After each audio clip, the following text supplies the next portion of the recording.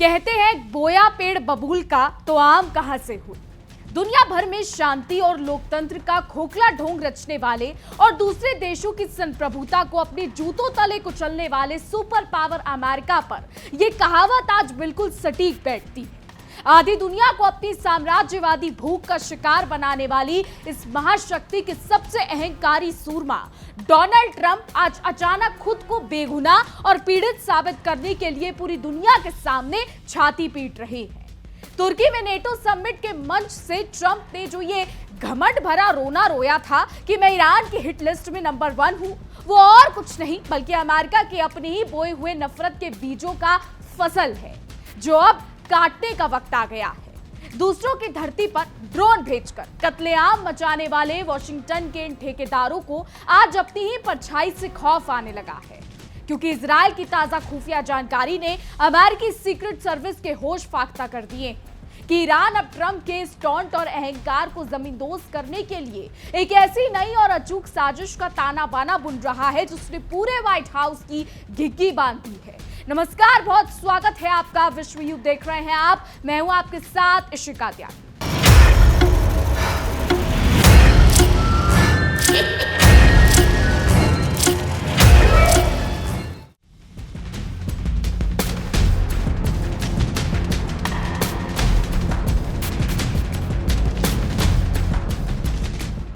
एक बड़ी पुरानी कहावत है, दूध का जला छाछ भी फूंक फूंक कर पीता है। लेकिन लगता है अमेरिका अपनी पुरानी आदतों से बाज नहीं आने वाला। जब भी पश्चिम एशिया में शांति की कोई किरण दिखाई देती है, वॉशिंगटन की बंदूकें अपने आप गरजने लगती है। तुर्की में नेटो समिट के दौरान जब डोनाल्ड ट्रंप ने सीना ठोककर दावा किया था कि वो ईरान की हिट लिस्ट में नंबर 1 पर है, तब दुनिया ने इसे महज एक चुनावी स्टंट और उनकी हमेशा की तरह सख्त बयानबाजी माना था। लेकिन अब इसी तथाकथित महाशक्ति के पाले हुए सबसे भरोसेमंद जासूस यानी इजराइल ने एक ऐसी खुफिया जानकारी दी है जिसने पूरी दुनिया के कान खड़े कर दिए। जी हां, इजराइल ने अमेरिका के कान में फुसफुसाकर अलर्ट किया है कि ईरान अब ट्रंप को रास्ते से हटाने की एक बिल्कुल नई और बेहद खौफनाक साजिश पर काम कर रहा है, जिसने अमेरिकी खुफिया एजेंसियों की रातों की नींद उड़ा दी। चोर की दाढ़ी में तिनका, ये वाली कहावत तो आपने सुनी ही होगी और ट्रंप के मामले में ये बिल्कुल सटीक बैठती है।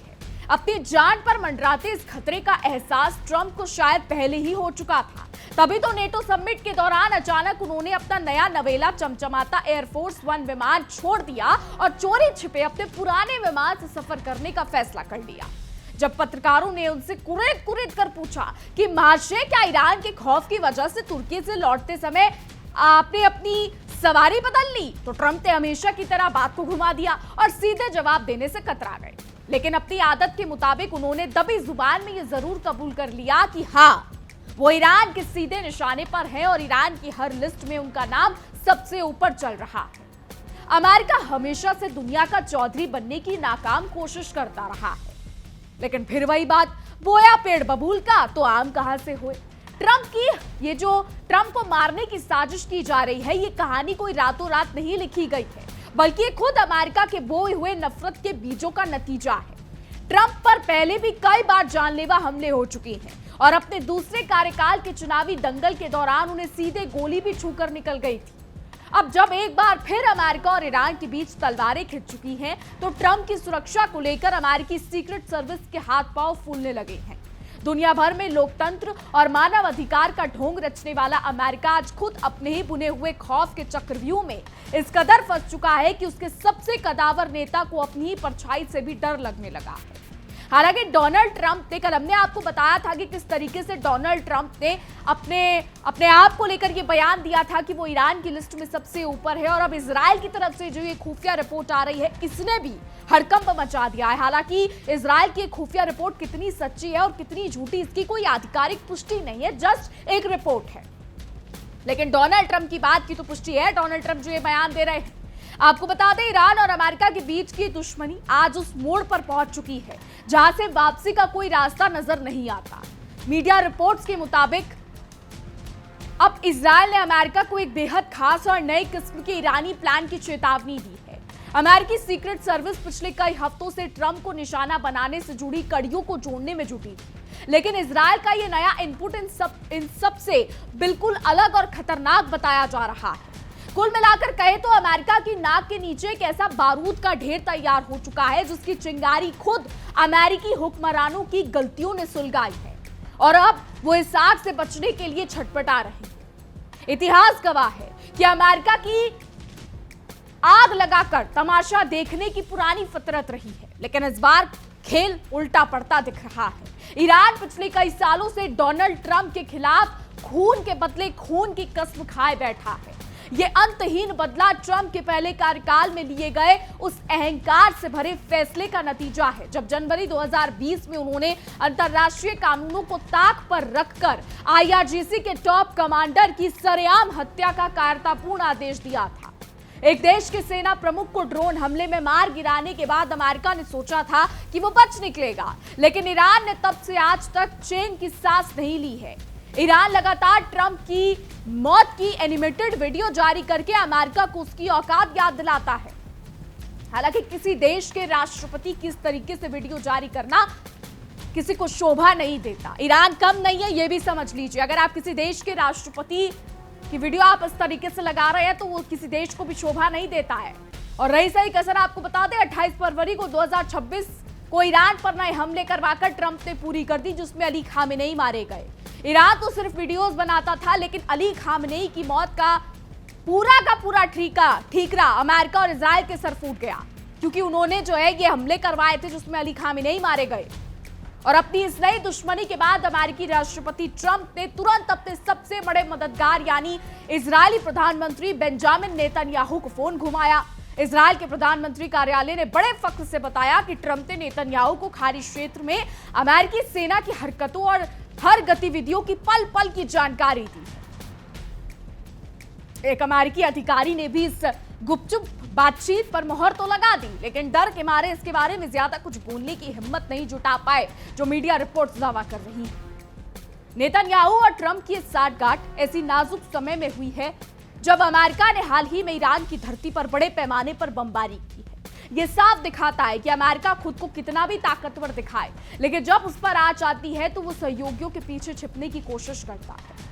इधर अमेरिका ईरान में बम बरसाकर तबाही का खेल खेल रहा है, तो उधर उसका दोस्त इजराइल भी बहती हुई नदी में हाथ धोने के लिए पूरी तरीके से मचल रहा है। इजरायली प्रधानमंत्री नेतन्याहू, उनके नए नवेले रक्षा मंत्री इजराइल काट्स और आईडीएफ चीफ लेफ्टिनेंट ने अमेरिकी हमले के तुरंत बाद एक साझा बैठक की। इन तीनों ने मिलकर गीदड़ भभकी दी है कि अगर तनाव और बढ़ा तो इजराइल ईरान के साथ आर पार के युद्ध के लिए हर पल तैयार खड़ा है। इजरायली सेना प्रमुख ने तो साफ लफ्जों में कह दिया कि ईरान के खिलाफ शुरू हुआ ये खूनी खेल अभी खत्म नहीं हुआ है, बल्कि असली पिक्चर तो अभी बाकी है। ईरान और अमेरिका के बीच में फिर से युद्ध शुरू हो चुका है। 2 महीने तक शांति की बातें चली, शांति का ढिंढोरा पीटा गया, कभी कंगाल पाकिस्तान में, कभी स्विट्जरलैंड में, और उसका नतीजा क्या हुआ ये आप सब लोग देख रहे हैं। मेरे पीछे आप ये जो तस्वीरें देख रहे हैं ना, ये वही शांति के ढिंढोरे वाली तस्वीरें हैं। इन तस्वीरों को देखकर लोगों के मन में चैन आया कि चलो अब युद्ध रुक गया है। अंजाम क्या हुआ? फिर से लड़ाई, ताबड़तोड़ हमले, कभी हॉर्मुज में, कभी अमेरिकी बेस पर, कभी कहीं। कल 9 जुलाई तारीख थी, अली खामेनेई को सुपुर्दे खाक कल किया गया और इस दौरान भी लगातार हमले हो रहे थे। आखिर ईरान में क्या चल रहा, विस्तार से समझ चलते मेरे सहयोगी विवेक के पास और विवेक से समझते हैं। देखिए,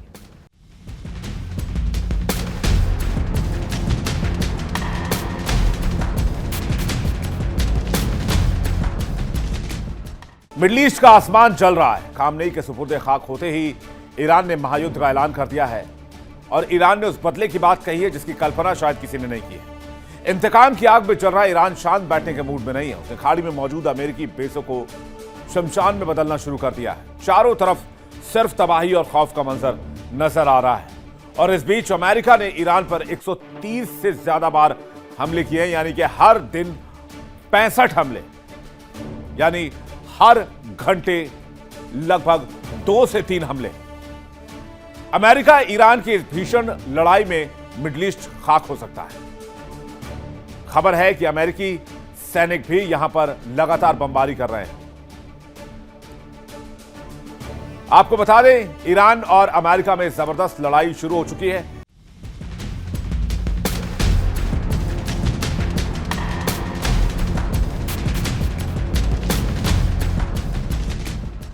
बहुत शुक्रिया विवेक आपका।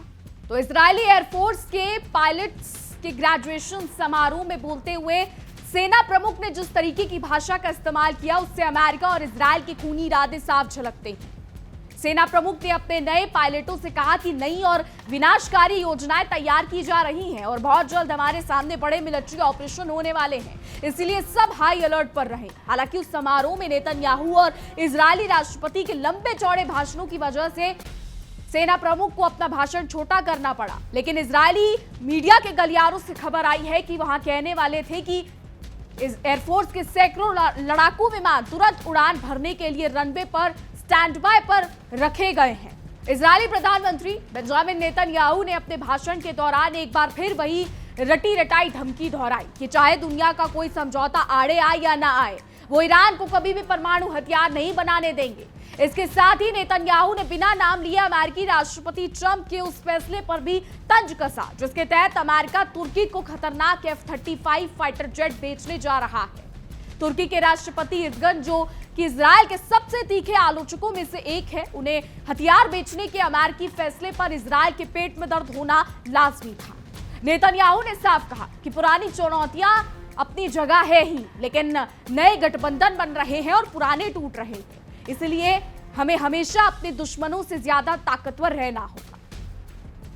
अब आपको यह भी बता दें कि अमेरिका की हालिया बमबारी, ईरान के जवाबी हमलों और इजरायल की लगातार बढ़ती दादागिरी ने पूरे पश्चिम एशिया को युद्ध की भयंकर आग में झोंक दिया है। कुछ समय पहले तक जो तथाकथित अमेरिकी थिंक टैंक ये दावा कर रहे थे कि परमाणु समझौते और कूटनीतिक बातचीत से तनाव कम हो रहा है, उनके मुंह पर यह करारा तमाचा है। पिछले महज 2 दिन के भीतर हॉर्मुज के किनारे बसे शांत ईरानी शहर बुशहर, चाबहार, बंदर अब्बास और सिरीक में अमेरिकी लड़ाकू विमानों ने जो अंधाधुंध हमले किए हैं, उसमें कई लोगों की जान चली गई है और कई 100 लोग जो हैं वो घायल बताए जा रहे हैं, गंभीर रूप से घायल हैं।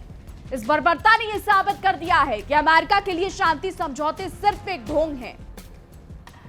मौजूदा घटनाक्रम ने पूरी दुनिया के सामने ये बड़ा सवाल फिर से खड़ा कर दिया है कि क्या वैश्विक समुदाय वाकई ये मान बैठा था कि कागज के एक टुकड़े या किसी खोखले समझौते से 1979 से चली आ रही ऐतिहासिक दुश्मनी खत्म हो जाएगी। असल में यह महासंग्राम किसी एक तत्कालिक घटना या किसी एक सरकार के फैसलों का नतीजा नहीं है। ये कहानी है करीब आधी सदी पुरानी उस अविश्वास, वैचारिक टकराव और भू राजनीतिक प्रतिस्पर्धा की जिसे अमेरिका ने अपने फायदे के लिए हमेशा हवा दी है। जब तक अमेरिका अपनी विस्तारवादी और दखल अंदाजी करने वाली नीतियों को नहीं छोड़ेगा, तब तक पश्चिम एशिया का यह बारूद कभी ठंडा नहीं हो सकता। अगर हम इतिहास के पन्नों को पलटे तो करीब आधी सदी पहले साल 1979 में हुई ईरानी इस्लामी क्रांति ने सिर्फ शाह मोहम्मद रजा पहलवी की अत्याचारी सत्ता का ही अंत नहीं किया था, बल्कि उसने अमेरिका के उस सबसे बड़े गढ़ को ढहा दिया था जिसे उसने मध्य पूर्व में राज करने के लिए बनाया था। इस क्रांति ने कभी सबसे करीबी दोस्त रहे अमेरिका और ईरान को एक दूसरे का जानी दुश्मन बना दिया। इसके बाद से ही अमेरिका ने ईरान को झुकाने के लिए उस पर कड़े आर्थिक प्रतिबंध लगाए, प्रॉक्सी वॉर छेड़ा, उसके परमाणु कार्यक्रमों में अड़ंगे डाले और दूतावास बंधक संकट के जरिए दोनों देशों के रिश्ते हमेशा के लिए आईसीयू में चले गए। और आज नतीजा यह है कि दोनों देश आपस में लड़ रहे हैं। अब क्या हो रहा है यह समझिए। बेहतर तरीके से समझने के लिए चलते हैं मेरे सहयोगी विवेक के पास और विवेक से रीसेंट अपडेट जानते हैं। देखिए,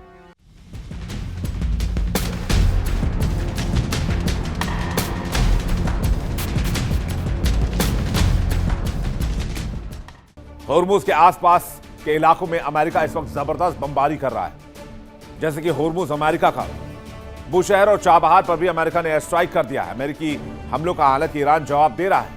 ईरानी मिसाइलों ने अमेरिकी ठिकानों को दहलाया। कुवैत और बहरीन में जबरदस्त हमले हुए हैं। यूएस नौसैनिक हेडक्वार्टर पर भी हमला हुआ है जो मिडिल ईस्ट में मौजूद है।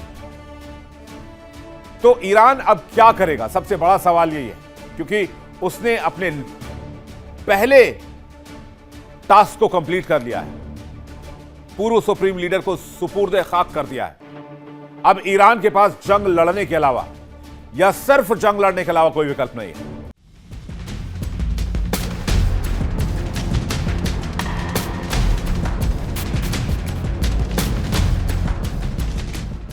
बहुत शुक्रिया विवेक आपका। तो अमेरिका और ईरान की बात करें तो अमेरिका और ईरान के बीच आज जो नफरत की गहरी खाई दिखाई देती है, उसकी असली जड़ें 1979 की क्रांति से पहले के दौर में छिपी है। उस दौर में शाह मोहम्मद रजा पहलवी के शासनकाल में ईरान पश्चिमी ताकतों की उंगलियों पर नाचता था और वो पूरे पश्चिम एशिया में अमेरिका का सबसे वफादार और अंधा सहयोगी था।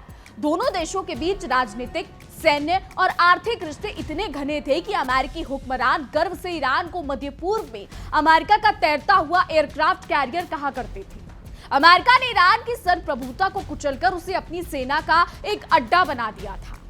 दूसरे विश्व युद्ध के खत्म होने के बाद जब इराक और सीरिया जैसे पड़ोसी देश अपनी सुरक्षा के लिए सोवियत संघ के पाले में जाने लगे, तो घबराए हुए अमेरिका ने इस विशाल भूभाग, मजबूत सेना और रणनीतिक स्थिति वाले ईरान को अपना मुख्य मोहरा बनाया। अमेरिका की नजर सिर्फ ईरान की जमीन पर नहीं बल्कि उसके अथाह तेल संसाधनों पर भी थी। अमेरिका हमेशा से दूसरों के प्राकृतिक संसाधनों पर डाका डालने के लिए बदनाम रहा है और ईरान के मामले में भी उसने यही किया। शाह की आड़ में अमेरिकी कंपनियां ईरान के तेल कुओं से अरबों डॉलर बटोर रही थी और वहां की जनता गरीबी की मार झेल रही थी। इस लूट खसोट के खिलाफ जब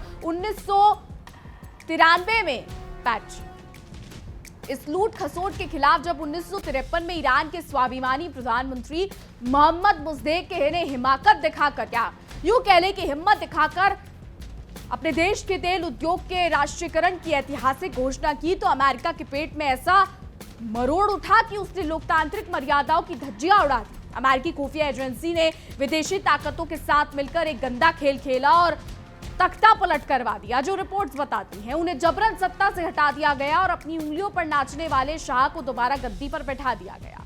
इस घटना ने भले ही कुछ समय के लिए अमेरिका ईरान संबंधों को मजबूत कर दिया, लेकिन ईरानी जनता के दिलों में अमेरिकी हस्तक्षेप के खिलाफ नफरत का ऐसा लावा भर दिया जो आगे चलकर फटने वाला था।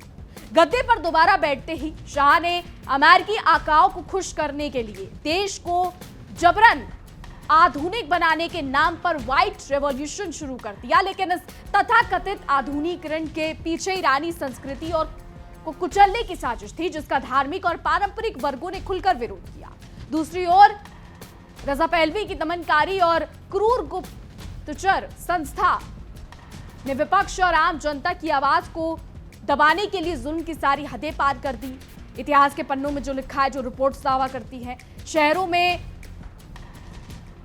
कई जगह पर, ग्रामीण इलाकों में धार्मिक नेतृत्व के तहत रजा पहलवी और उसके आका अमेरिका के खिलाफ गुस्सा धीरे धीरे एक जन सैलाब में बदलने लगा। आखिरकार 1979 में जनता के सब्र का बांध टूट गया और एक ऐसा ऐतिहासिक जन आंदोलन खड़ा हुआ कि शाह को दुम दबाकर देश छोड़कर भागना पड़ा। अयातुल्ला रूहाला खुमेनी के ओजस्वी नेतृत्व में इस्लामी क्रांति पूरी तरह सफल हुई। इसके साथ ही ईरान से सदियों पुरानी राजाशाही का हमेशा के लिए खात्मा हो गया और इस्लामिक रिपब्लिक ऑफ ईरान की स्थापना हुई। यही से अमेरिका के साम्राज्यवादी मंसूबों को ऐसा करारा झटका लगा कि उसकी ओर ईरान के रिश्ते दोस्ती के आसमान से गिरकर कट्टर दुश्मनी के पाताल में समा गए और प्रतिबंधों का दौर शुरू हो गया। एक तो चोरी, ऊपर से सीना जोरी करने में माहिर अमेरिका को असली मिर्ची तब लगी जब क्रांति के तुरंत बाद भड़के ईरानी छात्रों ने तेहरान में स्थित अमेरिकी दूतावास पर धावा बोल दिया। दूतावास पर कब्जा करके 52 अमेरिकी राजनयिकों और कर्मचारियों को बंधक बना लिया गया, जो मीडिया रिपोर्ट्स में लिखा गया है। ईरान की सीधी और साफ मांग थी कि अमेरिका उनके मुल्क को लूटने वाले भगौड़े रजा पहलवी की तुरंत उनके हवाले कर दे ताकि उस पर मुकदमा चलाया जा सके। हालांकि 1980 में मिस्र के काहिरा में शाह की मौत हो गई, लेकिन ईरान ने अमेरिका को उसकी औकात दिखाते हुए उन बंधकों को पूरे 444 दिनों तक अपनी कैद में रखा और जनवरी 1981 में ही रिहा किया। इस बंधक संकट ने अमेरिका के तथाकथित सुपर पावर होने के घमंड को दुनिया के सामने तार-तार कर दिया था।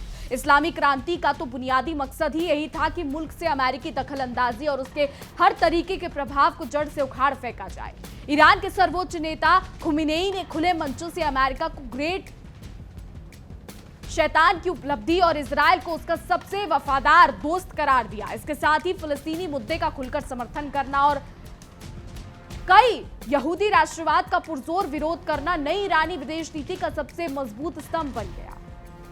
समय के पहिए के साथ ईरान ने लेबनान के ताकतवर शिया संगठन हिजबुल्लाह समेत दुनिया भर के कई इजराइल विरोधी और अमेरिका विरोधी समूह को खुलेआम सैन्य और आर्थिक मदद देना शुरू कर दिया। यही वजह है कि अमेरिका, इजराइल और ईरान के बीच की त्रिकोणीय नफरत समय के साथ और गहरी होती चली गई। आज पश्चिम एशिया में जो भी बारूद सुलग रहा है, उसके पीछे अमेरिका की वही पुरानी बांटो और राज करो की नीति जिम्मेदार है, जिसका खामियाजा आज खुद डोनाल्ड ट्रंप जैसे अमेरिकी नेताओं को अपनी जान के खतरे के रूप में भुगतना पड़ रहा है।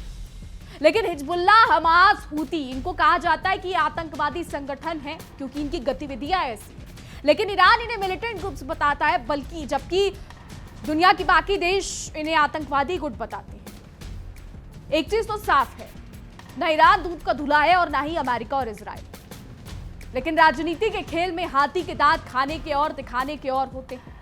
आज भले ही ईरान और इजराइल एक दूसरे के खून के प्यासे बने नजर आते हो, लेकिन हमेशा ऐसा नहीं था। 1979 की इस्लामी क्रांति से पहले इन दोनों मुल्कों के बीच सैन्य, आर्थिक और खुफिया सहयोग इतना गहरा था कि आज के दौर में उस पर यकीन करना भी मुश्किल लगता है। और सबसे दिलचस्प बात तो यह है कि क्रांति होने के बाद भी जब दुनिया के सामने दोनों देश एक दूसरे को कोस रहे थे, तब भी पर्दे के पीछे कई सालों तक इनके बीच हथियारों का गुप्त बिजनेस और सहयोग जो है वो जारी रहा था।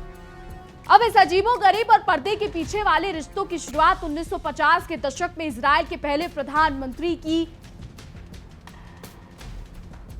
पेरिफ्री के तहत हुई थी। इस नीति के तहत इजराइल ने अपने चारों तरफ फैले दुश्मन अरब देशों को घेरने के लिए क्षेत्र के गैर अरबी मुल्कों के साथ गुपचुप रणनीतिक रिश्ते बनाने शुरू किए थे। इस खेल में ईरान, तुर्की और इथियोपिया इजराइल के सबसे बड़े और भरोसेमंद साझेदार बनकर उभरे थे। हालांकि ईरान ने कभी भी दुनिया के सामने आधिकारिक रूप से इजराइल को एक देश के तौर पर मान्यता नहीं दी, लेकिन 1950 में उसने अनौपचारिक रूप से उसे स्वीकार कर लिया था।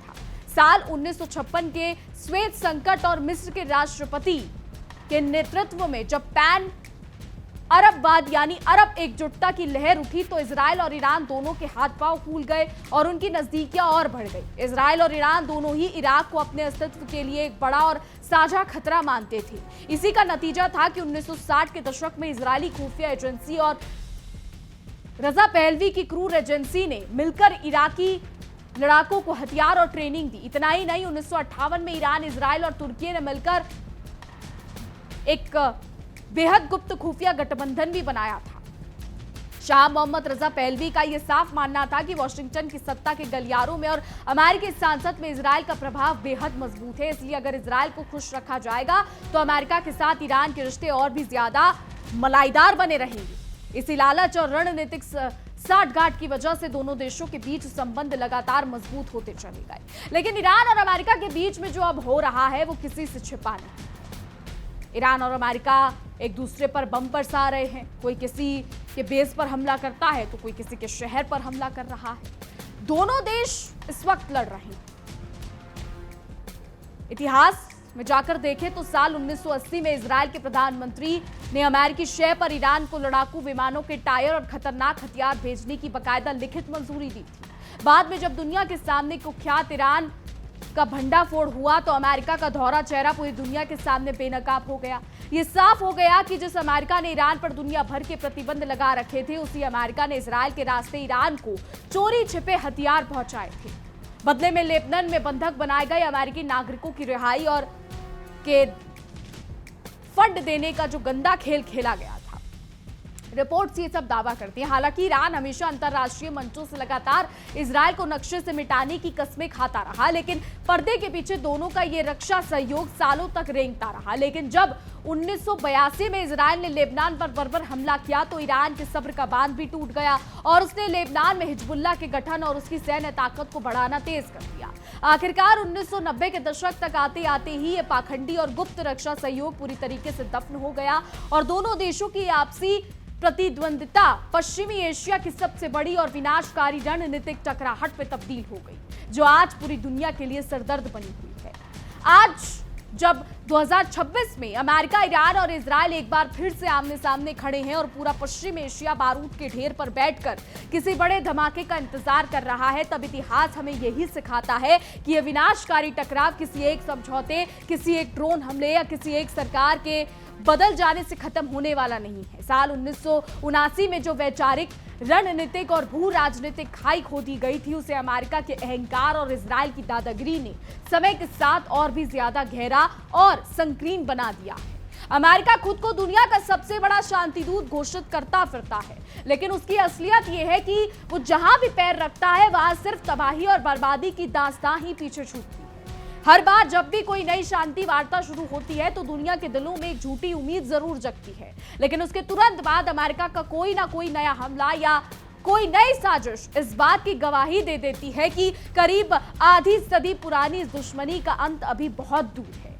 अमेरिका की साम्राज्यवादी भूख ने पूरे मध्य पूर्व को एक ऐसे अंतहीन दुष्ट चक्र में धकेल दिया है जिससे निकलने का रास्ता खुद वॉशिंगटन के हुक्मरानों को भी मालूम नहीं। कुल मिलाकर कहें तो डोनाल्ड ट्रंप आज जिस ईरान की हिट लिस्ट का रोना रो रहे हैं, उस लिस्ट को तैयार करने की कलम खुद उन्होंने और उनके अमेरिकी राष्ट्रपतियों ने अपने हाथों से पकड़ी थी। जब आप दूसरे के मुल्क में घुसकर उनके जनरलों को मारेंगे, उनके शहरों पर बम बरसाएंगे, तो बदले में आपको गुलदस्ते नहीं बल्कि ऐसी ही खौफनाक साजिशें मिलेंगी। अब देखना यह होगा कि अमेरिका अपने इस खुद के बनाए दलदल से बाहर निकलने के लिए और कितने बेगुनाहों का खून बहाता है, या फिर इतिहास का ये पहिया घूमकर खुद महाशक्ति के अहंकार को कुचल कर राख कर देता है। फिलहाल हमारी आज की रिपोर्ट में बस इतना ही। तमाम खबरों के लिए देखते रहिए इंडिया डेली 24/7। देखिए इंडिया डेली 24/7 अब आपके स्मार्ट टीवी पर। इंडिया डेली मौजूद है सभी डिजिटल प्लेटफॉर्म पर लाइव और लगातार। इंडिया डेली 24/7 हर दिन राष्ट्र को समर्पित।